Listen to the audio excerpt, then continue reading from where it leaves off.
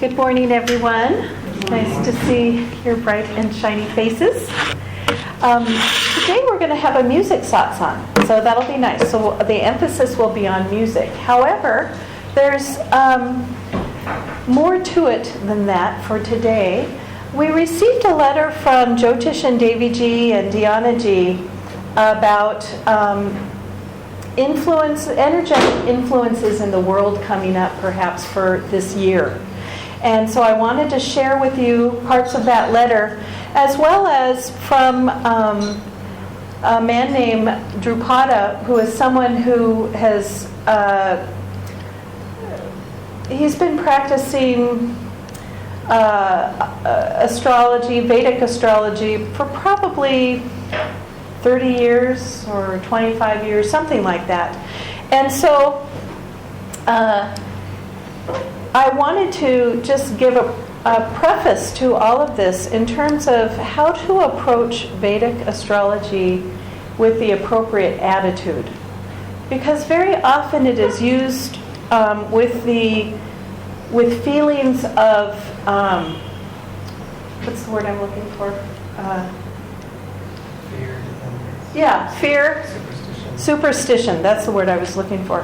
Very often it's used with superstition and fear, and a sense that you have to pay someone to mitigate your karma, or you have to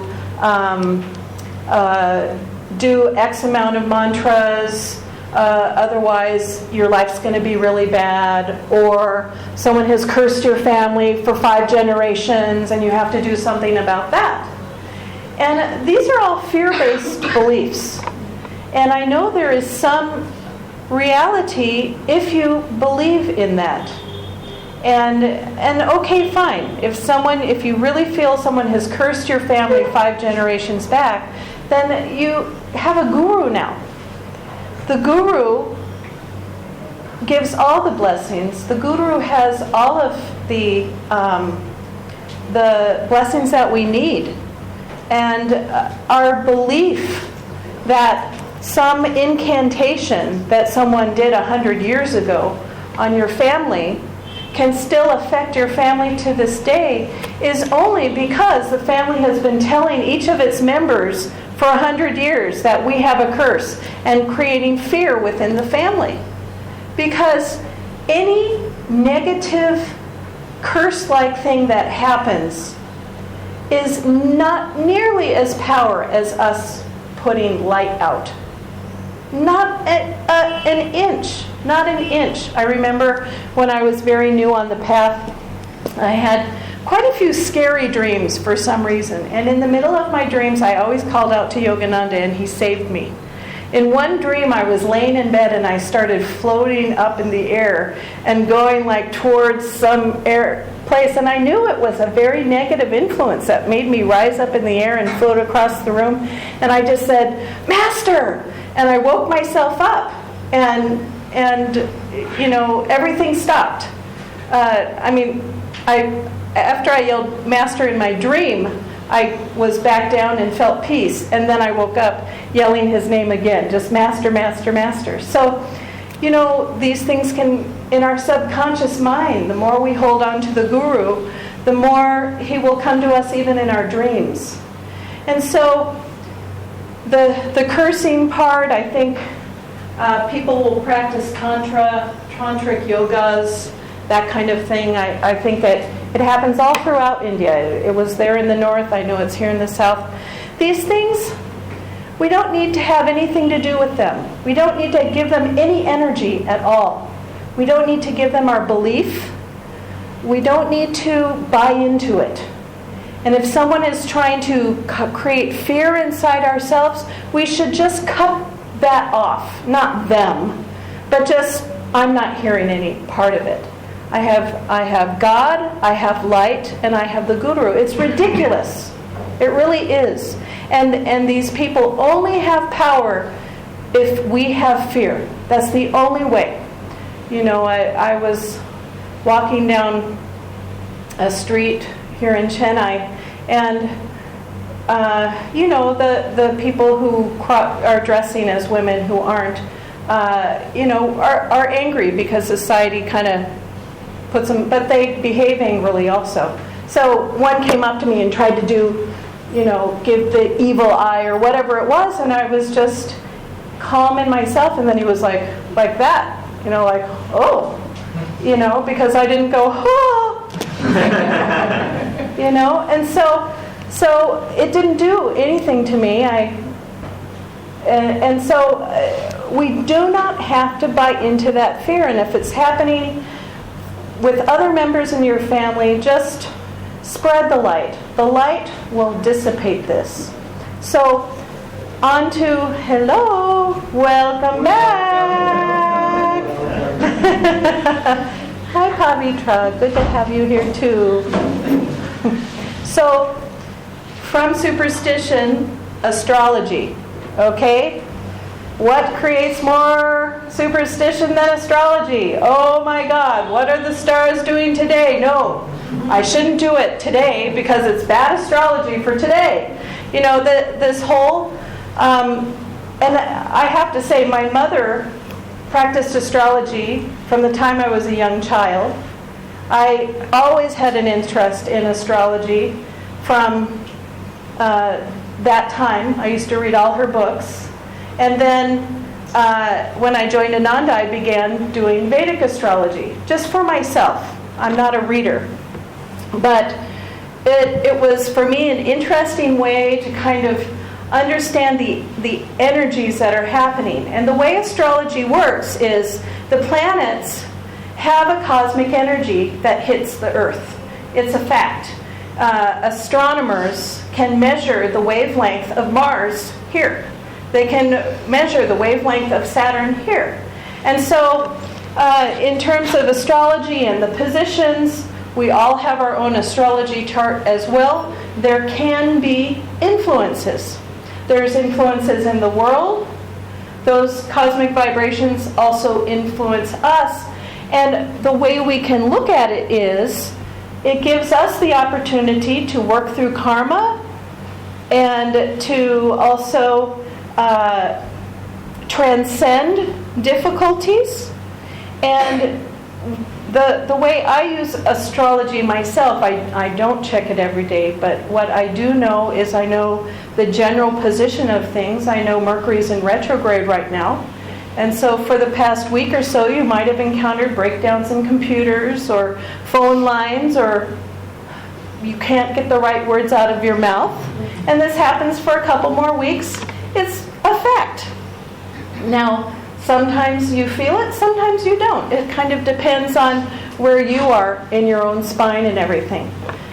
And so we've got these planetary influences that happen.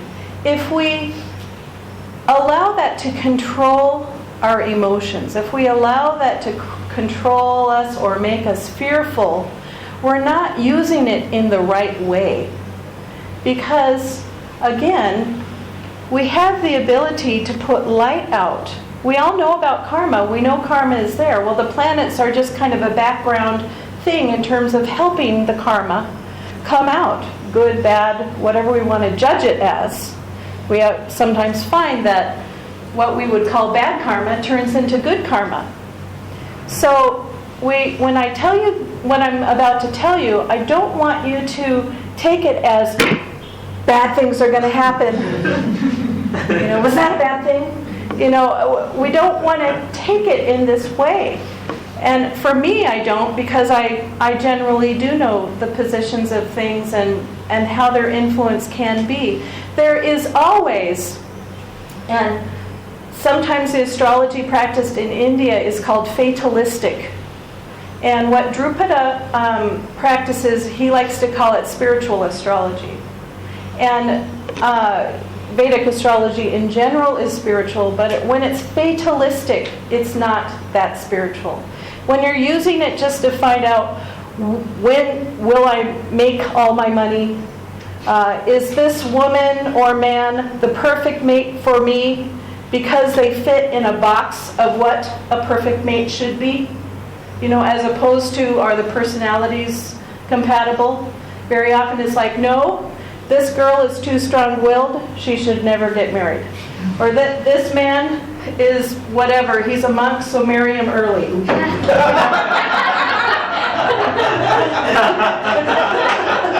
know? Don't let that influence happen, because in 3 years he's going to really feel it. So just get him locked down, make him have the babies now, and just, you're in jail. Okay? So we use astrology in this way.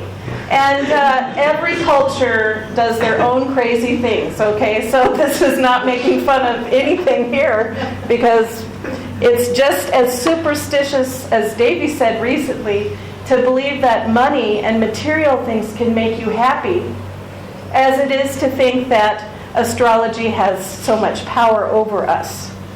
So the other thing too is Kriya Yoga coming into this is when we do Kriya, we are doing inner astrology. And those who take Raja Yoga, we talk about that more. Those who are doing Kriya Yoga, each of the chakras corresponds to a planet. And, one of the 9, and they're the inner planets. And we do, as we do Kriya, one round of Kriya is like going through a year of spiritual progress. And so there is an inner planetary influence. Now, each planet has a lower aspect and a higher aspect.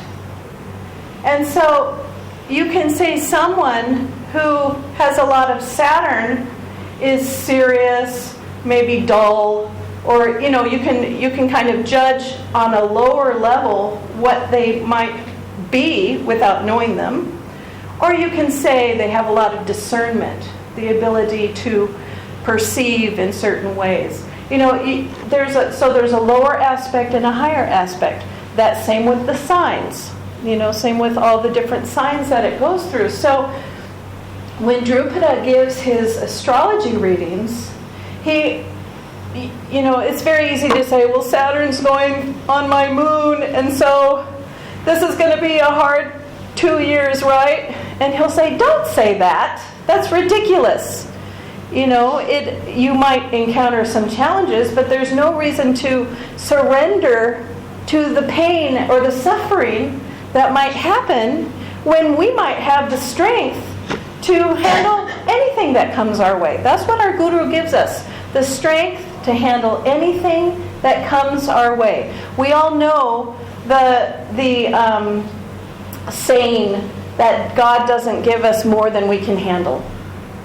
And so this is true. We may come to our knees during different karmic periods, but He doesn't give us more than we can handle, because what happens when we're on our knees? We tend to soften up, become introspective, and change. And then we change for the better, and we recover, and we get stronger again. And we've been through a hard experience, and now we've come up from that experience, and we've learned from something. So we can't say, was that bad karma? I don't know. It was karma, but was it bad? I don't know. Why, if I'm a stronger person now, why does that have to be bad karma? So you see, we need to get over the superstitious part. It plays with our 3rd chakra. The 3rd chakra is the power center. It's the center that says, okay, I can stand up in myself and I can handle things, and I have the energy to do it. And but when we give our power away, it becomes, if this center is weak, it's that got me, and now that got me, and now I just feel slammed by life, and please give me your blessings because I don't have any confidence of my own. Now, it's perfectly fine. We all ask each other for our blessings and things like that, but we don't want to do it in a way of giving our power away. That's different than surrender. True surrender to God is not losing your power.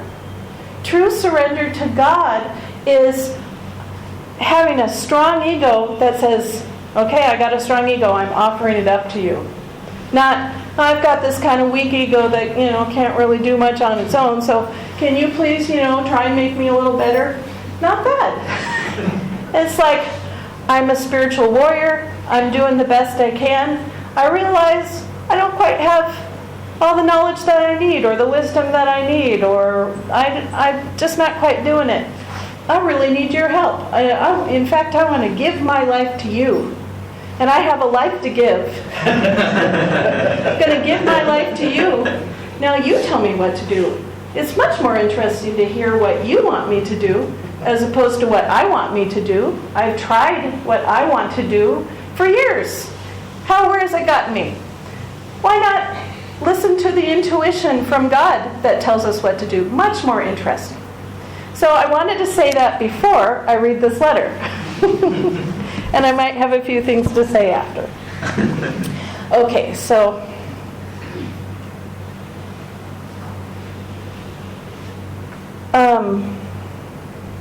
from Diana G. She wrote, regarding the letter that Jyotish and Devi sent out, it discusses the need for more prayer for the world in light of recent world events and predictions Drupada gave about difficult times in the year ahead. Ananda colonies worldwide are increasing prayers and sadhana to bring more light at this time, and are specifically using the Peace and Harmony prayer by Master. You may remember that Devi Ji used this prayer at the end of her talk at Spiritual Renewal Weekend last year. We are beginning to use the Peace and Harmony prayer in Gurgaon, and it may be helpful for all of us to use it in some way after Sunday satsangs, meditations, and classes whenever possible, as well as on our own. And we'll be doing that today also. So here's a letter from Jyotish Ji and Devi Ji. Dear friends, we send our best wishes for a blessed new year filled with Master's presence for you and all those whom you serve.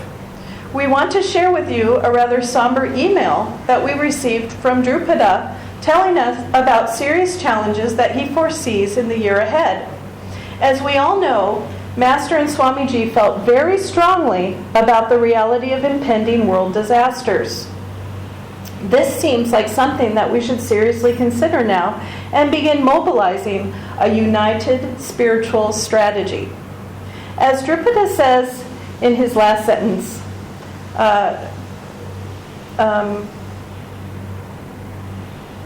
maybe a good idea would be to mobilize Ananda worldwide to up the ante with sadhana and healing prayers to help counteract the conflict in the air. It seems that it would be a good practice for Ananda to act more consciously as a channel for light in the world in any case. In the inspiration for the month, for the Sevaka website, Sevaka is a spiritual order we don't yet have here in India. We touched on this topic and suggested that as Sevakas, we all bring doing Master's Peace and Harmony prayer daily. So let's see. I'll go over the rest of that. Okay, so here's the email from Drupada. As you most likely know, often people ask me to look for auspicious states for marriage, and now and then for other important beginnings. Every year, I'll take some time and look through the next year or so to get an idea of how the energy will be during these times. As I was doing this for next year, meaning 2006, I guess he sent it in 2015, 2016, it became clear that there will be some challenging energy for a good bit of 2016. I'm not an astrologer who fears the planets or checks the horoscope all the time. Even when there is challenging energy, we can transcend and find the gift. Still, if we are going surfing, it is good to have an idea of the condition of the surf. That's exactly how we feel about it. Why not know what the weather conditions are? What I see looking forward is that in February, Mars will enter Scorpio and join Saturn, who is already there. Usually Mars will pass through an astrological sign in 6 weeks.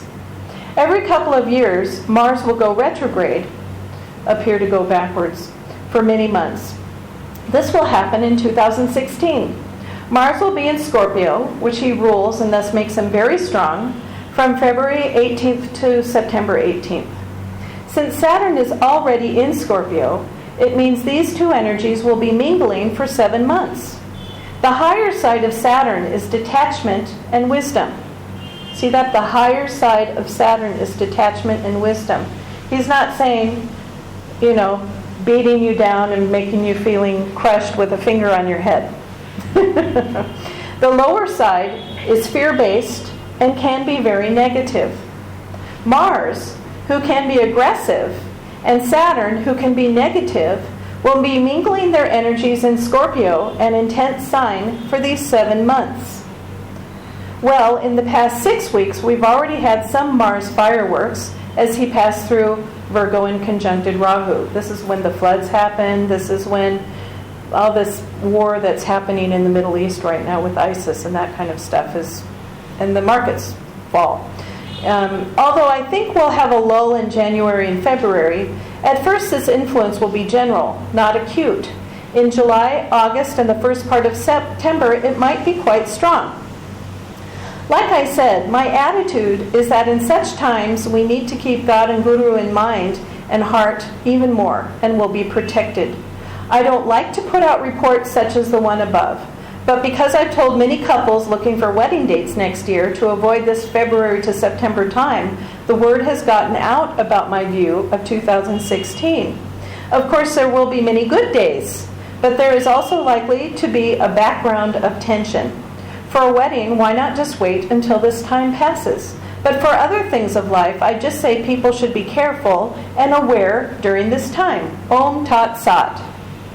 From a yogic perspective, the higher side of Saturn is concentration. Mars represents energy. For the few, this combination can be very focused spiritual energy. Vedic astrology considers this energy powerful tapasya, focused spiritual practice in divine friendship, Drupada. So he's just saying that we might feel tension in the air. We might notice in the newspaper world events being a little different. And these things affect our consciousness. Not just reading it, but the vibrations in the air affect our consciousness. Master was in his body during the World War I and World War II and other wars. And, he would very often say, that energy was affecting the whole world. That really it was affecting the world. And so whenever there are wars happening and things like that, we may feel, you might sit at your desk and suddenly feel a wave of anxiety go through. And you go, what was that? And Master said, thoughts are universal. Our thoughts really are not that unique. They're really not that original. And so these things flow through us. But we have the ability to live in the light and feel it much less than others. And we also know about how we can react to situations for the better or worse. And so it's really not about, oh my God, something horrible might be happening. What might it be? I'm going to just be extra careful. That is an outward way of doing it. What you want to do is in your daily meditation, you just tune into God and you say, what does this mean for me? Do you have any guidance for me in what to do? And if not, then give me guidance when I need it. And drop it. Don't worry about it. We wanted to let you know because they've been sending this letter out. And it might influence maybe when we have our grand opening of the center. We might decide to have that like an official grand opening in September as opposed to as soon as we move in, which may be delayed anyway by many months. And so we'll just take this year as it comes. And but mostly, I think what Ananda Chennai can do is focus on being much more a beacon of light. And as Dhyanaji was saying, if everyone can up their sadhana, suppose you've kind of been surfing for a while with your sadhana, try and go a little deeper. Remember, Master suggested meditating longer, at least once a week. And try and just really strengthen your own sadhana, because It will really strengthen the light that you put out in the world itself. Also, at satsangs, we'll be ending our satsangs now with this peace and harmony prayer, and we'll do that now for a little bit, and then we'll do it at the end as well. The other thing we're going to do is, for a while, the Healing Prayer Angels, which for those of you who are new, it's a group of people who have volunteered to say prayers for others. That you get names, 3 names, and you pray for them for a couple weeks, and then you get 3 more new names and you pray for them. That was kind of on hold for a while. I wanted to see how WhatsApp could do. And WhatsApp is great because people can send messages and say, please pray for this person, and people will say, we will pray. But it's not the same as Healing Prayer Angels. So we're going to fire that back up. Healing Prayer Angels means when someone gives that name of someone, they can know. We pray for when someone gives a name to pray for, we pray for them for a whole month. And, when on WhatsApp, if someone just kind of says, please pray for this, maybe they'll get prayers for a few days unless someone's like really good and making their own list. But generally, the prayers are not sustained for that person. And someone really going through a difficult time needs those sustained prayers. And then if they still need prayers after 1 month, their name can be resubmitted. But this means, someone will probably be meditating for them for 2 weeks, and another person will meditate for them for 2 weeks also. Pray for them. So you'll hear from us. If you're not part of the Healing Prayer Angels and would like to join, let me know. We have close to 20 people, I think, that are on the who are Healing Prayer Angels here. Maybe it's 17, something like that. So if you would like to join and you're not a part of it, let me know. And so we're going to up that energy too, and that Healing Prayer energy will help the center also, because it just means that our members will be doing more prayer, more healing, and so we can find ways to send even more light out into the world. So think of this as a power point here in Chennai, a place that can radiate light to the world, and a place that can really make a difference. Even if it's just radiating light, it makes a huge difference. So today we're going to sing extra, and we're going to, let me just put this back. I will need, did you have this truth on it? We're going to begin by singing a song together. And,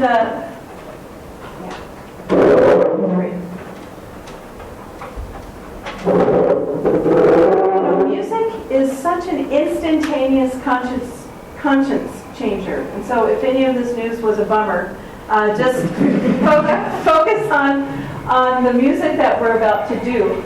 You will see that the energy will very much shift inside. Swamiji's songs, which we sing in the choir, and choir did such a beautiful job with that song this morning. This song is called God is Truth. I think we've done it once before, maybe. It's a short one, but it's a good one. And Swamiji wrote over 400 pieces of music. So we have just a huge amount of music, and then we also have Yoganandaji's music as well. It's just a very important part of the Ananda life here. So, oops, went out. No, it's there. Oh, okay, great.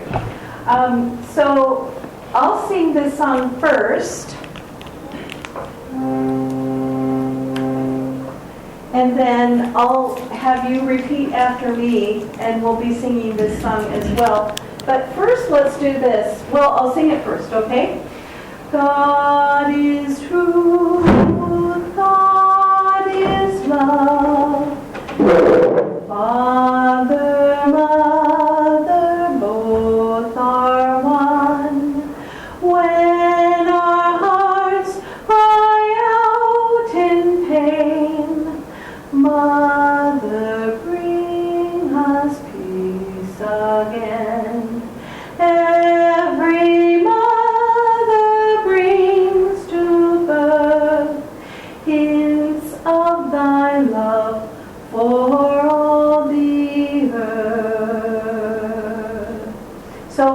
let's first try and really understand the words in general. So let's just say the words together, okay? God is truth. God is love. Father, Mother, both are one. When our hearts cry out in pain, Mother brings us peace again. Every mother brings to birth hints of thy love for all the earth. So it's a beautiful song to Divine Mother. And she's saying how, or Swamiji was saying how Divine Mother comes through to each of us. And so I'll sing one line and then you can repeat after me. God is truth, God is love. God is truth, God is love. Father, Mother, both are one. Father, Mother, both are one. When our hearts cry out in pain, When our hearts cry out in pain, Mother, bring us peace again. Mother, bring us peace again. Every mother brings to birth Every mother brings to birth hints of thy love for all the earth. hints of thy love for all the earth. Okay, let's try and sing it all together. Some know it, some don't, but if you don't know it as well, you'll hear other people. So let's do it. God is truth, God is love. Father, Mother, both are one. When our hearts cry out in pain, Mother, bring us peace again. Every mother brings to birth hints of thy love for all the earth. Let's try it one more time.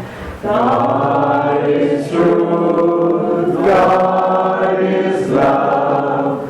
Father, Mother, both are one. When our hearts cry out in pain, Mother, bring us peace again. Every mother brings to birth hints of thy love for all the earth. Very beautiful. This music is really life-changing.